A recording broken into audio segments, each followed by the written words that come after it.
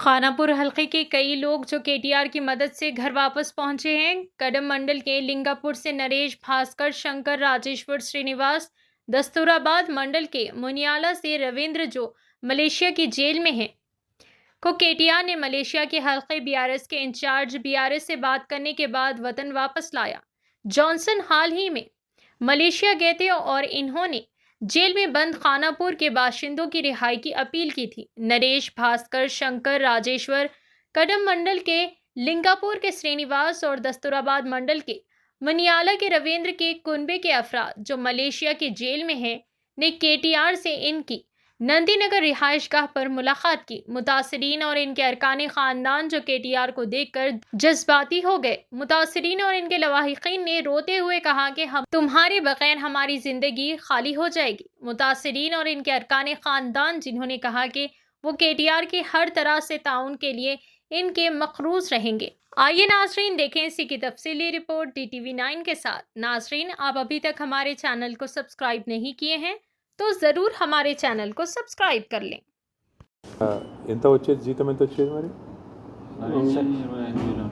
నెలకి 25,000 అంత ఉండు ఎక్కడ ఉండేది మరి ఫ్యాక్టరీలోనే ఉంటుంది 12 గంటల డ్యూటీ సార్ 12 గంటల డ్యూటీ 12 గంటల డ్యూటీ పొద్దున 7 గంటలకు ఎక్కినా ఉంటారు భోజనం వాళ్ళే పెడతారా లేదు సార్ మనం అనుకొని పనులు లేవు పనులు దొరకలేదు సార్ ఇక్కడ పైసలు కష్టమైన ఇలా తీసినాం ఇక ఇంకా జైలుకి కూడా బాగువారు కేసు ఎట్లా అయింది అసలు ఇది సార్ ఆ ఫ్యాక్టరీలో వాళ్ళు సిఐడి స్పెషల్ సిఐడి వచ్చి సడన్ రైడ్ చేశారు ఫ్యాక్టరీ మీద ఫ్యాక్టరీ మీరు పని చేసే ఫ్యాక్టరీ పనిచేసే ఎంతమంది పట్టుకపోయినారు 22 మంది చైనాలు 9 మంది 9 మంది చైనాలు 9 మంది మయన్మార్ వాళ్ళు ఒకళ్ళు మన ఇండియాలో 4 బంగాళాలో 4 అక్కడ బంగ్లాదేశ్ ఇంటర్నేషనల్ ఒకళ్ళు పాకిస్తాన్ 2 ఉండే అందరిని పట్టుకుపోయారు చైనా వాళ్ళందరూ 11 రోజులకు వెళ్ళిపోయారు సార్ వాళ్ళు డబ్బులు కట్టేసి వాళ్ళు వెళ్ళిపోయారు వాళ్ళు ఫాస్ట్గా వెళ్ళిపోయారు డబ్బులు కట్టేసి వెళ్ళిపోయారు ముందు అన్నీ డైరెక్ట్ ఉంచేసారు అట్లనే ఇంకా ఇప్పుడు మీరు జంక్షన్ అన్న లేకపోతే మా జీవితం అసలు వెళ్ళకపోతుంది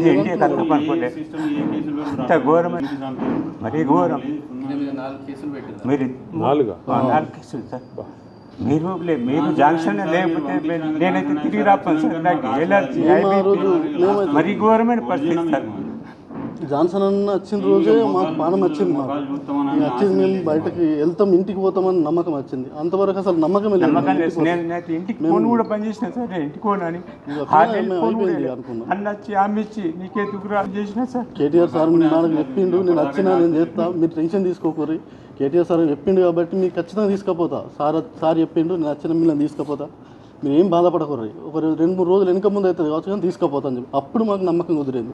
అప్పటి వరకు అసలు నేను ఇంటికి కూడా ఫోన్ చేసి ఏం చెప్పలేదు. ప్రభుత్వం నుంచి మీకు ఏం సపోర్టే రాలేదా? లేదు అక్కడ ఎంబసీ వాళ్ళు ఎవరు రాలేదు.